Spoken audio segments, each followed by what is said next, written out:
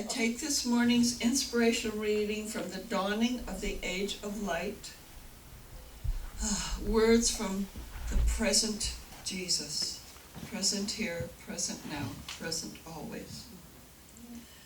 In every moment of your everyday life, be aware that you are Christ.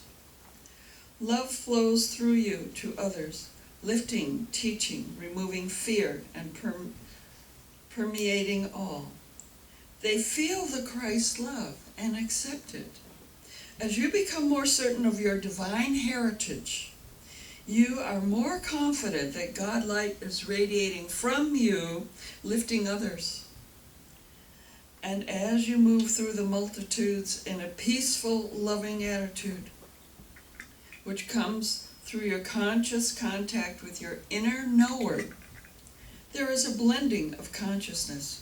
Your love, your peace, your stability soothes and smooths wounded feelings and lifts their consciousness and surrounds fear with the healing love of the Christ. Keep your consciousness high. Lift each one by serenely and confidently knowing that each is a Christ. Each is a Christ. All right. And so now today,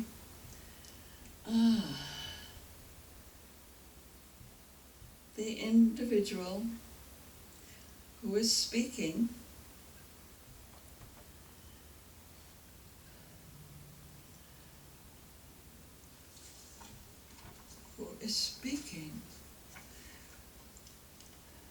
she's been a part of TIC for quite a while. She is a leader, a speaker. She just exudes her light, her Christ light. Just goes on and out, full of love, full of joy, full of energy. She celebrates every waking moment of life. She's speaking today on celebrating our freedom. So let us welcome Cathryne Bruce Johnson, Yay! our guest speaker. Let me get this out of your way. Thank you, Reverend Elaine Fuller-Zachey, and welcome to our teaching of the Inner Christ. It's so exciting to be here today. I am looking at celebrating. What are we celebrating today? Celebrating our freedom. Are you celebrating your freedom today? Mm-hmm. And when I saw this talk title, I thought about what are my freedoms? You know, we're so fortunate to live in our beautiful country. There's a lot going on in our country right now, but we're in a place where we can express how we feel, where we can have our own opinions, and where we can share and express and choose. We can gather the information and we can make choices and we can, decide for ourselves what our own personal values are and what values that we align ourselves with. And I think there's a lot to celebrate, that we do have a freedom of choice, a freedom of choice that's available to us in this country. But I often will ask myself, what choice am I making now? How big is my world? How big is my space in which I choose? Am I living? So the last few days, I've been kind of hauled in my house. We canceled a trip, and I just felt like I just wanted to be quiet. And I wasn't doing a whole lot of exciting things. But I realized I could do anything. I could go out to I could go out to Balboa Park, which is a beautiful landmark in San Diego, California. I could go for a walk. I get to choose what good food I'm eating or junk food I'm eating. It's very interesting, but the point is, how big is my window? How big is my view of what my choice? And a thought came to me in celebrating our freedom, and I'm really focusing on the freedom of our choice, is, have you ever said, I have no choice? Have you ever heard somebody say, I must do this thing, or I must, be involved in this thing because I have no choice? Well, I offer to you the idea, we'll open the door and look outside of the box of whatever this choice, and perhaps there are more options than we realize. This is so powerful for us, to contemplate the freedom of choice. We have our emotions, we have this fabulous nervous system in which we live and breathe and have our being and express to each other.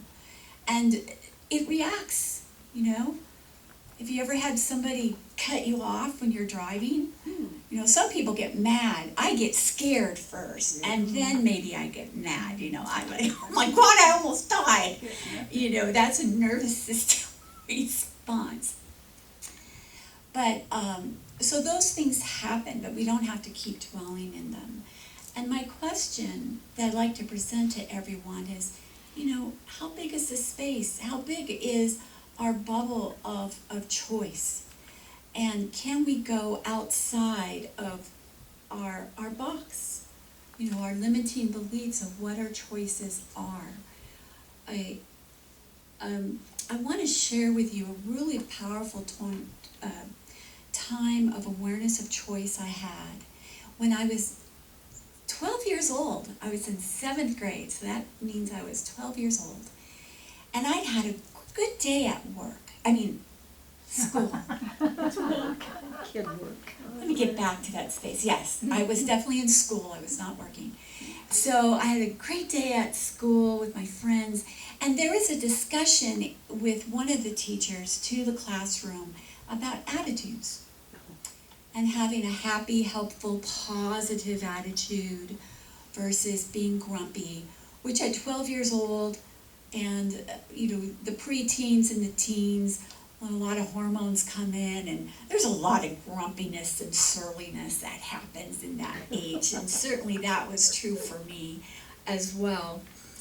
But I was very inspired by the talk about, hey, you can choose your own positive attitude. And I was walking home after school. It was about a mile and a half walk. I walked with my friends. It would normally take a half hour, but when you're walking with friends, it'd be more like an hour walk. Just talking and sauntering, and we'd drop one friend off at their home, and then my other friend would drop off at her home, and then I had the last few blocks. I was the last one on the line of this group of friends that would be walking to from school. So when I got home, or as I was reaching for the back door and I was thinking about my day and feeling really good with the conversations I had with my friends, and I reaching for that doorknob to open it, I felt my mood shift. I just felt like, ugh, like now I was grumpy. That's how it felt to me. But I noticed it. This is the first time I recall in my awareness, I noticed it. How I was happy, and just as reaching for that door, I was not happy. And, my 12-year-old mind, this is a new concept. Hey, what just happened? And I realized, in my house was a whole story. In my house, it wasn't And the story at that time was, hey, there's problems in my house. My mother, my sister, the three of us, a single mother raising her two kids. My mom had been divorced about 5 years earlier. It was just not a happy place for me as a 12-year-old. But that moment, as I was reaching for that doorknob, and that awareness of, ugh, and then the inspiration of the classroom talk of you can have a positive attitude. And I said, oh, I don't have to be so upset or angry. And I think that made such an impression on me when I realized I had a power of choice. How many times do we do things just mindlessly? We just flow with it, and I'm happy and I'm not happy. It happens all the time. It's our freedom. Celebrating our freedom is celebrating our freedom of awareness, where we can seek to be aware more and more. And how do we do that? Well, we tune into our nervous system. Our nervous system will let us know. Our feelings will let us know. If we pay attention to our thoughts will let us know. Are they happy? Are they not so happy? And do I want to be happy? Or do I want to chew this bone if not so happy? And it's so profound, our power of choice. I took a lot of inspiration today from our pink book, Christ of the New Age. And these pink books are a series of books of channeled messages from Jesus to a group of adult sensitives. And they're called the Brotherhood of the Followers of the Present Jesus. And these books are so, well, you just open it and there's some inspiration for us. So today I was looking at, we have that choice, the celebrating our freedom of choice. We can be lifters. I'd rather be a lifter. Why? I'm selfish because I want to feel good. I can say in my story of myself, the saddest part of my life was my childhood. But that really gave me a springboard to say, my yes power, my no power, to say no to being unhappy and to say yes to being happy. So what the pink books share with us, this particular passage on page 59 of Christ of the New Age, is wherever a person is, he or she can lift the world. So we can lift ourselves, and by lifting ourselves, we actually are lifting the world. It says, for God does not limit the avenue of expression of the word. God uses everyone, sometimes in ways which seem strange and mysterious. Some people are not aware that God is using them, yet they do their part. Every minute of the day, there is an opportunity to lift yourself and thereby lift all around you. I think about my mom, who was struggling so much during those times when I was unhappy as a child. And maybe she wasn't able to lift herself. Maybe she didn't have the support or the inspiration to get through all the things that she was going through and the emotions. And, as a child of that household, what could I do? One could say, I have no choice but to be here. But I did have the choice of how I was going to be within the situation. And I realized that when I was 12 years old. And I remember saying, oh, I don't want to be this dropped emotion feeling. I want to be happier. And I can't, the memory's not clear of how I proceeded through that day, but I opened that door. I opened the door with a whole new awareness that we could say peace begins with me. Joy begins with, with me, my realization. And who knows, perhaps I was a little kinder preteen to my mom when she came home from work. Maybe I wasn't so smart-alecky that day when I opened the door because I was aware of having a more positive attitude. Maybe I was a little nicer to my sister, and maybe I helped make her day better because I was trying to make my day better. And it all starts with us. The little things are so important, and it starts with the awareness. We have to have the awareness, and then we make the choice. And so whatever block we seem to find ourselves, whatever situation where we say, I have no choice, just make the choice, whatever the choice is, and make the choice for joy, for lifting. And I just want to say, some choices are not easy. I've had experiences this summer about boundaries. Having to say no, using my no power, so that I could say yes to what I really wanted. And, it means being clear.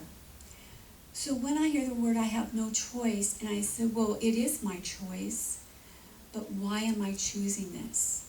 And we have that center of divinity, our inner Christ self, our I am self, that if we take a little bit of time to go in, to meditate, to contemplate, the door will open, and new opportunities, new options will likely present themselves.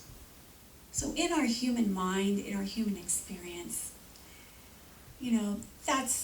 it's amazing what we do, but really our freedom of our celebrating our freedom is also celebrating our freedom to tune in to that inner Christ knowledge, expansion, and to get more information about expanding our choices. I have something else I'd like to read with you.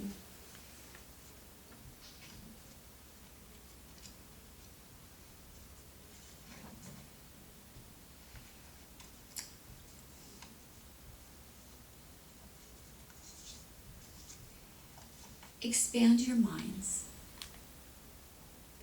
Expand your appreciation of yourself,